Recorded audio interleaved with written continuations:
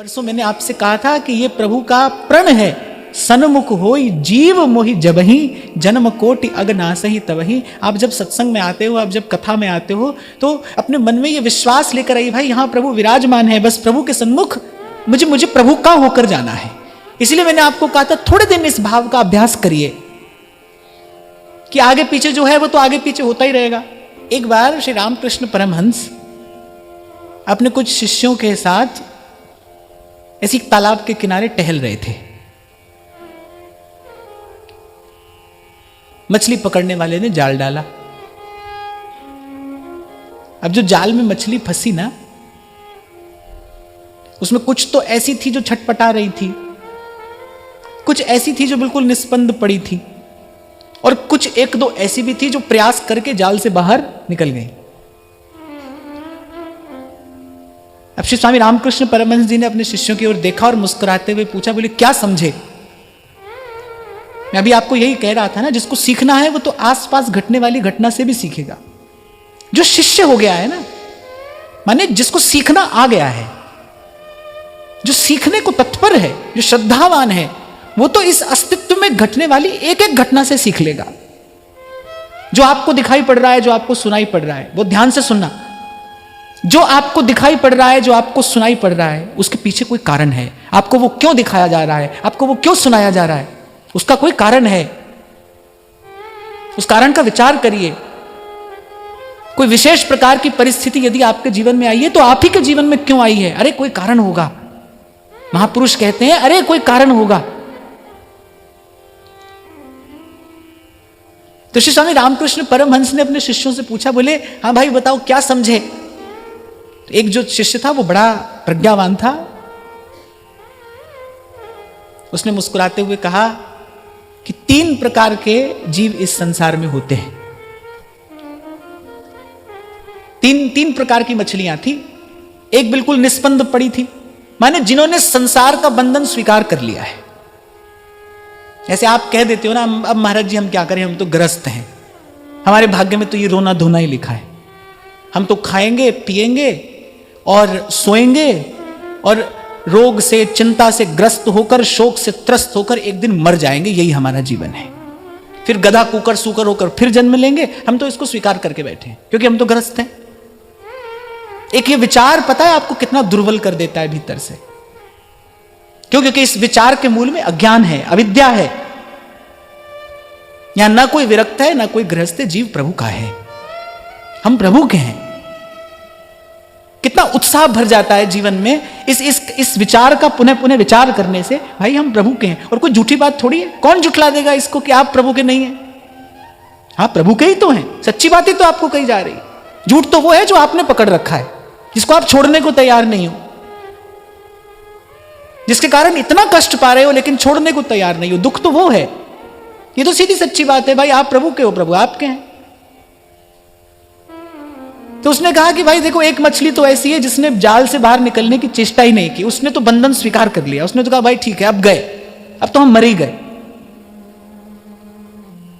और एक ऐसी है जो फड़फड़ा तो रही है लेकिन जाल से निकल नहीं पा रही है, और एक ऐसी है जो प्रयास करके जाल से निकल ही गई। अब आप सोचो, जिनका शिष्य ऐसा प्रज्ञावान है वो गुरु कैसे होंगे? श्री रामकृष्ण परमहंस का एक शिष्य था जिसने उत्तर दिया श्री रामकृष्ण परमहंस के पूछने पर, भाई बताओ क्या सीखे? अब देखो क्या घटना घट रही है। मछली पकड़ने वाला अपनी मछली पकड़ रहा है और आप उस शिष्य की प्रज्ञा देखिए। अब जब ये सब बात उसने श्री स्वामी रामकृष्ण परमहंस से कह दी तो परमहंस मुस्कुराने लगे और परमहंस कहने लगे, एक मछली और भी होती है। अब शिष्यों ने कहा वो कौन सी? बोले वो जाल के निकट आती नहीं, जो जाल के निकट ही नहीं आती। ऐसे भगवान के कुछ नित्य सिद्ध जन भी होते हैं ना, जो निवृत्ति परायण ही होते हैं, जो इस संसार में केवल संसार का कल्याण करने के लिए आते हैं। वो इस दुस्तर भव सिंधु के बहाव में नहीं बह जाते। पर बाकी आपके मेरे में तो 3 प्रकार के जीव हैं। गोस्वामी जी ने भी 3 प्रकार के जीव कहा। विषयी साधक सिद्ध सयाने त्रिविध जीव जग वेद बखाने।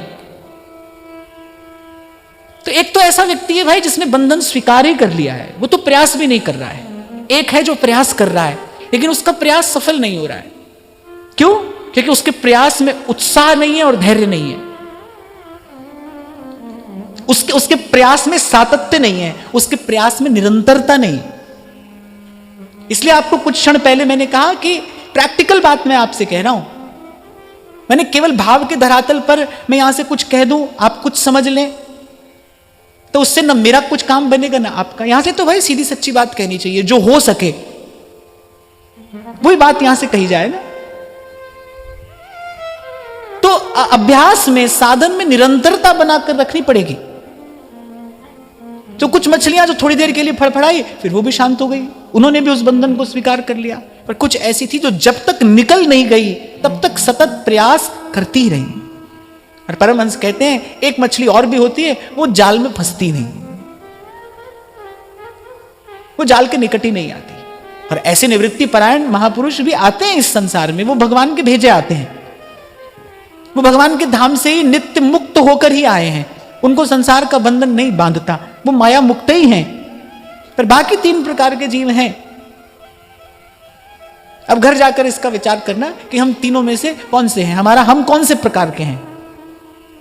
पहले हैं कि भाई अब क्या करें, हम तो ऐसे ही हैं, हम तो ऐसे ही आए हैं, ऐसे ही मर जाएंगे। थोड़ा सा भजन सत्संग का सुख भी ले लेते हैं, और थोड़ा संसार का गाना बजाना हो जाए तो भी कोई बुरी बात नहीं है, वो भी कर लेते हैं। थोड़ा यहां भी हाथ पैर मार लेते हैं, थोड़ा वहां भी चले जाते हैं, वहां भी देख लेते हैं संसार में क्या हो रहा है।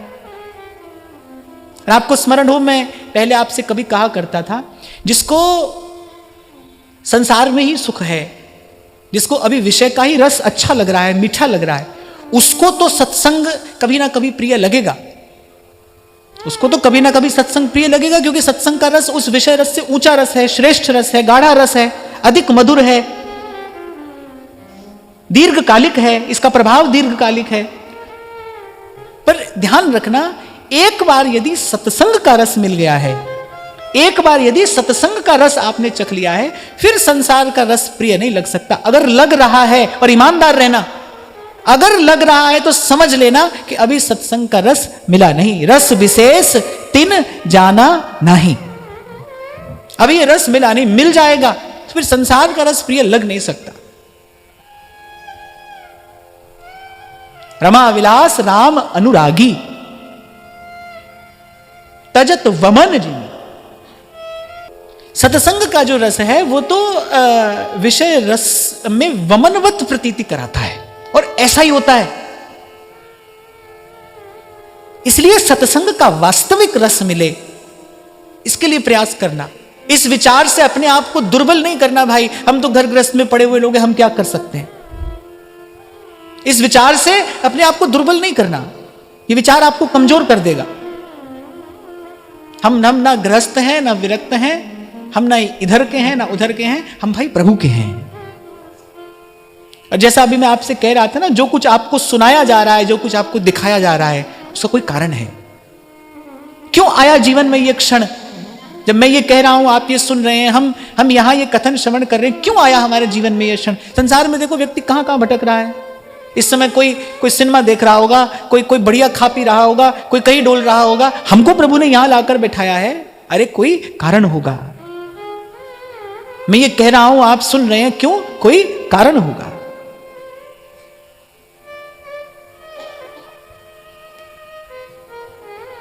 तो बंधन स्वीकार मत करिए, छटपटाइए। तो छटपटाने का अर्थ क्या है, प्रयास तो करिए। अपनी जो सामर्थ्य में हो वैसे तो प्रयास सामर्थ्य से अधिक किया जाना चाहिए, पर कम से कम सामर्थ्य से कम प्रयास तो मत करिए। जितना सामर्थ्य प्रभु ने दिया है, कम से कम उतने को तो ईमानदारी से साधन में लगाइए।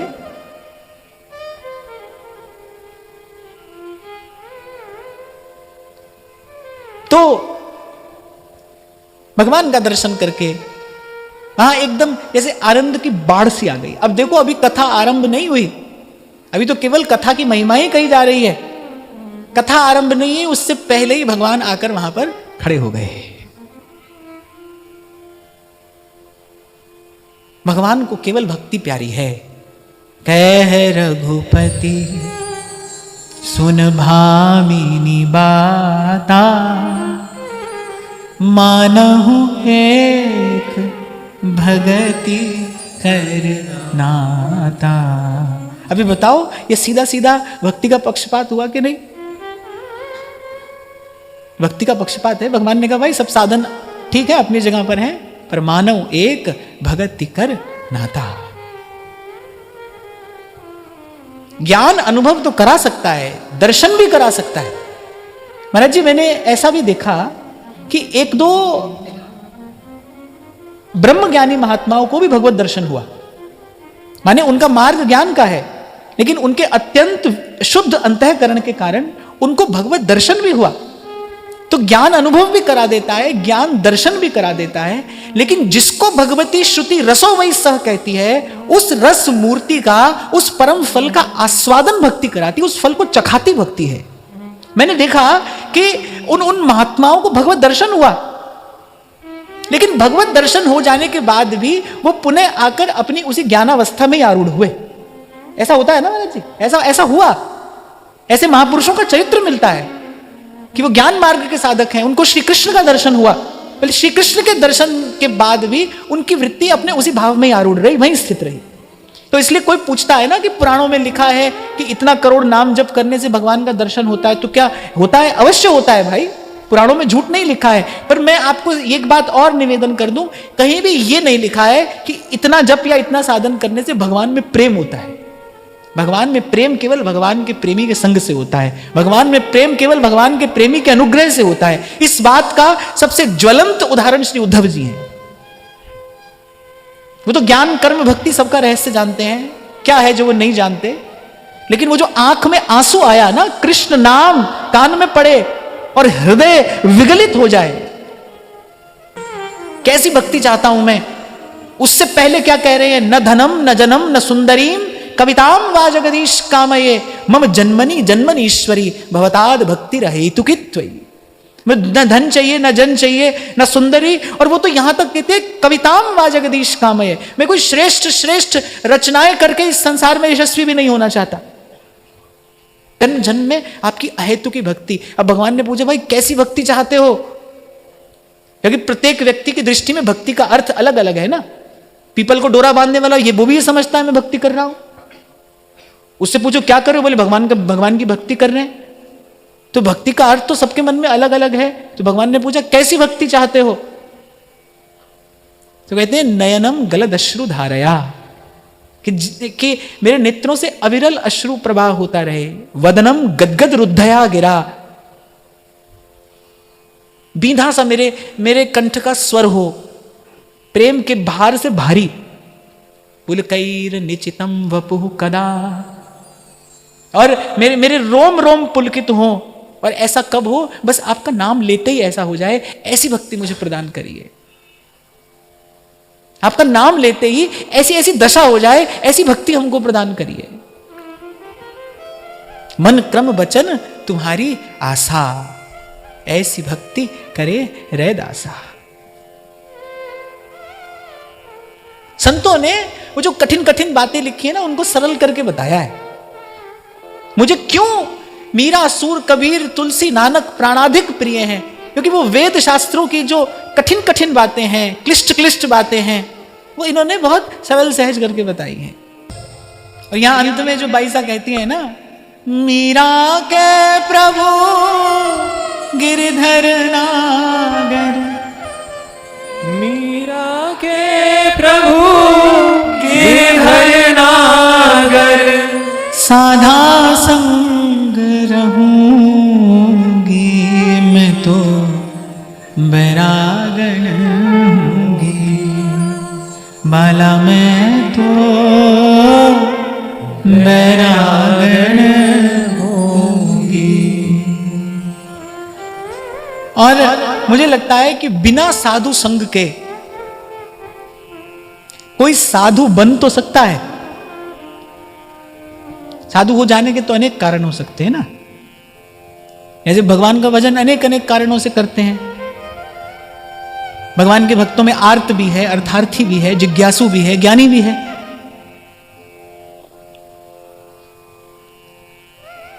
कल भी मुझे चलते चलते किसी ने पत्र दिया था ना, वो है यहां पर जिसने कल पत्र दिया था? नहीं है। तो उन सज्जन ने ऐसा लिखा था कि आप कहते हैं कि भय से भी भक्ति होती है, पर मैं आपकी ये थ्योरी नहीं मानता, क्योंकि भक्ति तो ऐसे होती है वैसे होती है। तो मैंने कहा मैं तो वैसे भी थ्योरी मनवाने के लिए नहीं कहता हूं, मैं तो सदा ही कहता हूं भाई मैं कह रहा हूं, आपको अच्छी लगे आप सुन लो, नहीं लगे छोड़ दो। यहां पर मैं स्पष्ट कर दूं, क्योंकि थोड़ा सावधान होकर सुनना चाहिए। उन्होंने टोपी और मास्क लगाया था ना, तो हो सकता है ठीक से सुना नहीं हो। तो मैंने ये नहीं कहा कि भय में भी भक्ति होती है, मैंने कहा भय से भी भक्ति होती है।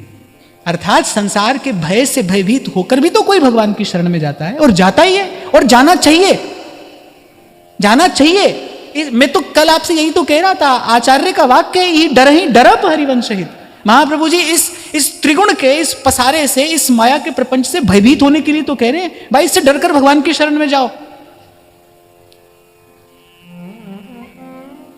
तो भय में भक्ति नहीं, पर भय से भक्ति तो होती है। तो अनेक अनेक कारणों से कोई भगवान का भजन करता है, उसमें आर्त भी है, उसमें अर्थार्थी भी है, उसमें जिज्ञासु भी है, और उसमें ज्ञानी भी है। तो ऐसे ही साधु भी अनेक अनेक कारणों से हुआ जा सकता है। पर मैं समझता हूं कि बिना साधु संग के कोई साधु हो तो सकता है, बिना साधु संग के कोई साधु बन तो सकता है, पर बिना साधु संग के कोई साधु रह नहीं सकता। यदि कोई चाहे ना जीवन में साधुता रहे, फिर तो साधु के संग रहना पड़ेगा। साधु संग के बिना जीवन में साधुता रह नहीं सकती। आ तो जाएगी पर स्थिर नहीं रहेगी। जो बात भाई साहब कह रही हैं, पहले कितनी कितनी बात कहती हैं कि सील संतोष धरूं घट भीतर, समता पकड़ रहूंगी, जहां को नाम निरंजन कहिए ता को ध्यान धरूंगी, गुरु के ज्ञान रंगू तन कपड़ा मन मुद्रा पहरूंगी, और प्रेम प्रीत सु हरिगुण गाऊं चरणन लिपट रहूंगी, या तन की मैं करूं कींगरी रसना नाम रटूंगी। फिर अंत में विचार करके कहते हैं भाई ये सब हो जाएगा जब साधा संग रहूंगी। मीरा के प्रभु गिरधर नागर संतन संग रहूंगी, साधा संग रहूंगी। मुझे तो अब तक इतनी सी बात समझ में आई, और मुझे लगता है कि इतनी सी बात से अपना काम बन जाएगा। इतनी सी बात समझ में आई कि प्रयास पूर्वक प्रार्थना से काम बने तो प्रार्थना से करिए, पुरुषार्थ से बने तो पुरुषार्थ से करिए, और प्रार्थना और पुरुषार्थ दोनों ही इस दिशा में लगाइए, और किसी प्रकार से बस प्रभु से ये कहला लीजिए कि तुम्हारे जीवन में सत्संग सदा बना रहे। इतनी सी बात मेरी तो समझ में आई। हमने नंददास जी का भ्रमर गीत गाया, वहां भी अंत में यही बात मिली। पूरा भ्रमर गीत गाने के बाद श्री नंददास जी अंत में एक ही बात कहते हैं, भाई ये सबको कहने का फल क्या है? इतनी बात समझ लीजिए कि साधु संग ही सर्वोपरि लाभ है।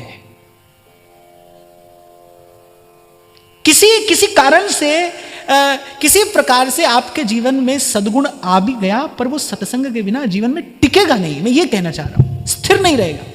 यदि आप चाहें कि भक्ति स्थिर रहे, जब मानस में गोस्वामी जी कहते हैं ना भक्ति सदा सत्संग, तो जो सदा शब्द है ना वो भक्ति के लिए भी कहा गया है और सत्संग के लिए भी कहा गया है। ये कवि का काव्य कौशल है कि उस शब्द को मध्य में रखकर वो शब्द दोनों के लिए कहा गया है। यदि कोई चाहे कि जीवन में सदा भक्ति रहे, फिर सदा सत्संग रहे। सदा भक्ति के लिए सदा सत्संग होना पड़ेगा, निरंतर या में प्रमाद न करे, इसमें भूल नहीं हो जाए। और कल मैं आपसे कह रहा था ना भाई, काल तो घात लगाकर बैठा ही है, और ऐसा महापुरुषों का मत है, काल फिरत सर सांधे और चढ़्यो रहत है कांधे। और हरि को ऐसो ही सब खेल, बिगड़ते बिगड़ते बात बन जाती है, बनते बनते बिगड़ जाती है।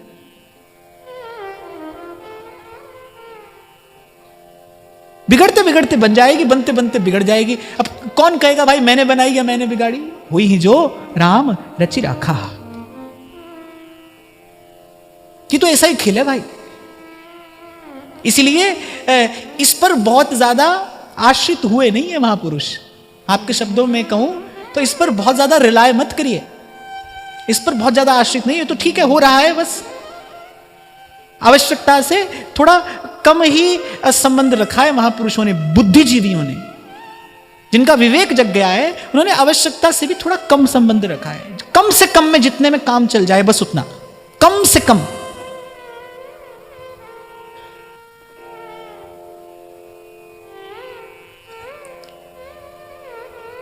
इतनी बात यहां पर समझ में आई कि जहां संत होंगे वहां हरि की कथा होगी, और जहां संतों के मुख से प्रवाहमान हरि की कथा होगी, श्री हरि भी वहीं पर होंगे, अन्यत्र नहीं। तो फिर भगवान को यदि खोजने जाना भी हो तो फिर कहां जाएं?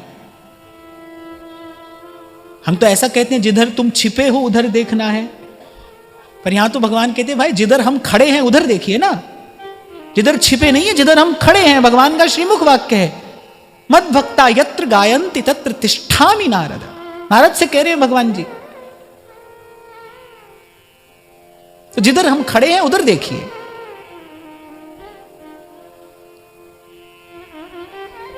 ये जो बार बार सहस्रों सहस्र उदाहरण देकर ये आपको सत्संग की महिमा कही जा रही है, इसलिए नहीं कि आप यहां आते रहें, ये इसलिए नहीं कही जा रही है क्योंकि भाई यही सच्ची बात है। हर बात कहकर यहीं आना है। जैसे गीत में सम होता है ना, बार बार उस सम पर आता है गाने वाला, ऐसे ही हर बात कहकर आना यहीं पर है। राधा वल्लभ भजत भज भली भली सब होए, इसलिए कहा जा रहा है ताकि हम इसके लिए प्रयासरत हों, प्रयासरत रहें, थक ना जाएं। उन्हें दोहराता हूं मैं, बाहर उत्साह और भीतर धैर्य ये बना रहे, बाहर उत्साह भी बना रहे, माने बुझ ना जाए जीवन, ऐसे बुझा बुझा सा ना हो जाए। और जो वैराग्य है ना उसमें कहीं भी उदासी नहीं है। जिनके वैराग्य में उदासीनता है माने वो सहज वैराग्य नहीं है। सहज वैराग्य में तो अप्रतिम आनंद है, सहज वैराग्य में तो अप्रतिम आनंद है। मुझसे एक बार ऋषिकेश की बात है, हम ऐसे गंगा किनारे बैठे थे, वहां शायद एकादश स्कंद पर ही चर्चा हुई थी कुछ साल पहले। तो कथा के बाद हम शाम को चले जाते थे, तो गंगा किनारे बैठे थे, तो एक महात्मा मेरे पास आकर बैठ गए। अच्छे महात्मा थे, कुछ अच्छी चर्चा उन्होंने की, एक आध अच्छी बात हमको भी सुनने सीखने को मिली। तो पर उनका एक विशेष आग्रह था, उनका आग्रह यह था कि आपने इस रंग के वस्त्र क्यों पहने हैं? आप तो साधु हैं, आप तो विरक्त हैं, आप इस रंग के वस्त्र आपने क्यों पहने हैं? मैंने उनसे तो कुछ नहीं कहा, बड़े थे और बड़ों की बात मौन होकर सुन लेनी चाहिए। उनसे तो मैंने कुछ नहीं कहा, मैंने अपने मन से ये बात उसी समय कही थी। स्त्री जब श्रृंगार करती है तो वो ऐसा श्रृंगार नहीं करती जो उसको प्रिय लगे, वो ऐसा श्रृंगार करती है जो उसके पति को प्रिय लगे। गोपी श्रृंगार कैसा करती है? जैसा श्री कृष्ण को प्रिय है। जब उद्धव गए तो गोपियां बड़ा सुंदर श्रृंगार किए बैठी हैं, नेत्रों में अश्रु है, कंपित गात है, पर श्रृंगार किए बैठी हैं। उद्धव जी के मन में प्रश्न हुआ, भाई ये तो प्रेम वैरागियों की स्थिति नहीं होनी चाहिए। गोपियां कहती है श्याम सुंदर को हम ऐसी अच्छी लगती हैं। यदि हमारा जर्जर गात देखेंगे तो उनको बड़ा कष्ट होगा, बड़े कोमल हृदय हैं वो।